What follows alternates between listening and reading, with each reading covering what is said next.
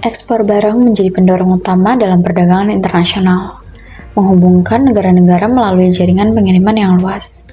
Namun, tidak semua barang dapat dikirim dengan prosedur standar.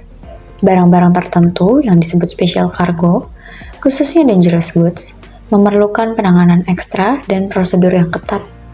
Dalam video ini, mari kita pelajari kategori, regulasi, dan langkah-langkah pengiriman dangerous goods untuk memastikan keselamatan manusia, lingkungan, dan barang itu sendiri.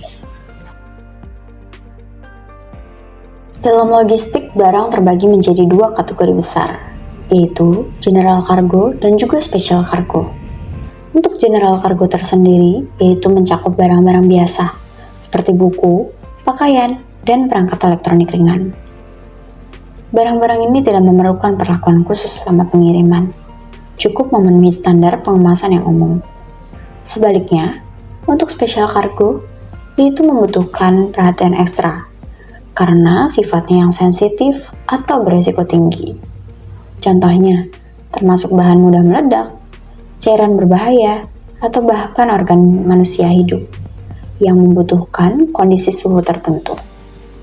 Proses pengemasan, pelabelan, dan dokumentasi menjadi aspek kritis dalam pengiriman special cargo.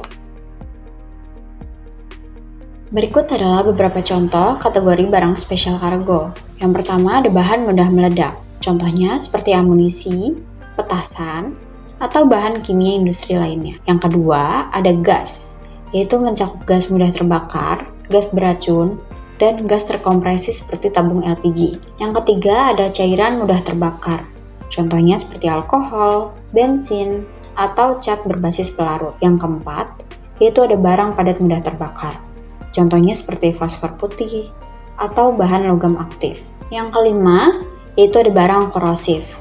Contohnya seperti air raksa, zat asam, atau bahan kimia berbahaya lainnya. Yang keenam, ada barang radioaktif, yaitu barang yang biasa digunakan dalam industri nuklir ataupun medis. Yang ketujuh, ada barang perishable. Contohnya seperti makanan beku, buah segar, atau bunga hidup. Yang terakhir atau yang kedelapan, yaitu barang berbau menyengat. Contohnya seperti durian, minyak atsiri, atau bahan aromatik lainnya. Selanjutnya kita fokus pada dangerous goods. Dangerous goods adalah kategori khusus dari special cargo yang memiliki potensi risiko besar terhadap keselamatan manusia atau lingkungan jika salah penanganan. Berikut klasifikasi dangerous goods menurut standar internasional. Kelas 1 yaitu bahan mudah meledak atau eksplosif. Kelas 2 yaitu gas, termasuk gas mudah terbakar dan juga beracun. Kelas 3 yaitu cairan mudah terbakar atau flammable liquids. Kelas 4 yaitu barang padat mudah terbakar. Kelas 5 yaitu zat pengoksidasi dan peroksida organik. Kelas 6 yaitu zat beracun dan menular. Kelas 7 yaitu barang radioaktif. Kelas 8 yaitu zat korosif. Dan kelas 9 yaitu barang lain yang berbahaya.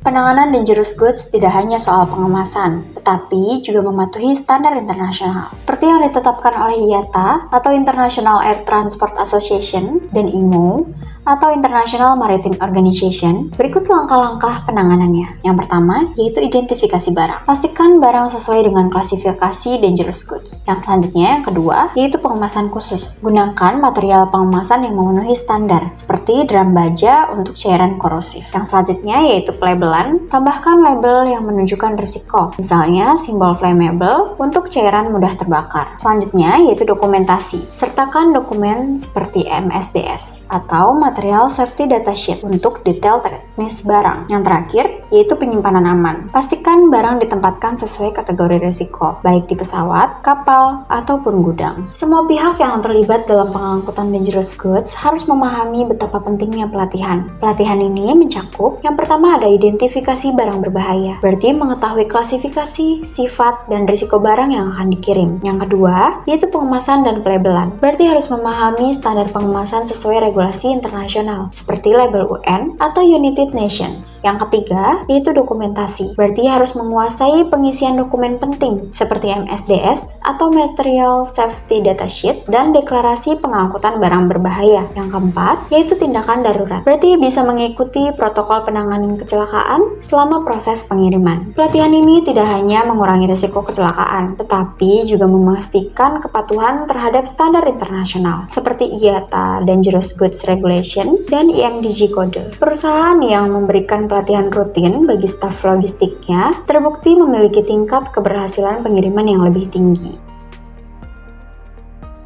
Kesalahan penanganan dangerous goods dapat berakibat fatal, baik secara finansial, operasional, maupun terhadap keselamatan manusia dan lingkungan. Kasus yang mengingatkan kita adalah kasus di mana baterai lithium-ion yang salah dikemas menyebabkan kebakaran besar di kargo pesawat dan kapal. Dampaknya mencakup, yang pertama ada kerugian finansial senilai jutaan dollars akibat kerusakan pesawat dan keterlambatan logistik. Yang kedua, yaitu penyelidikan mendalam yang mengungkapkan kelalaian dalam dokumentasi dan pengemasan. Yang ketiga, yaitu ada revisi regulasi internasional untuk memperketat pengiriman baterai lithium-ion. Millions upon millions of people will be flying over the holidays, so listen up. Danger may be hiding in plain sight right in your luggage. Lithium-ion batteries inside your tablet, your laptop, your phone, even your electric toothbrush. They can be flammable when they're damaged or they overheat.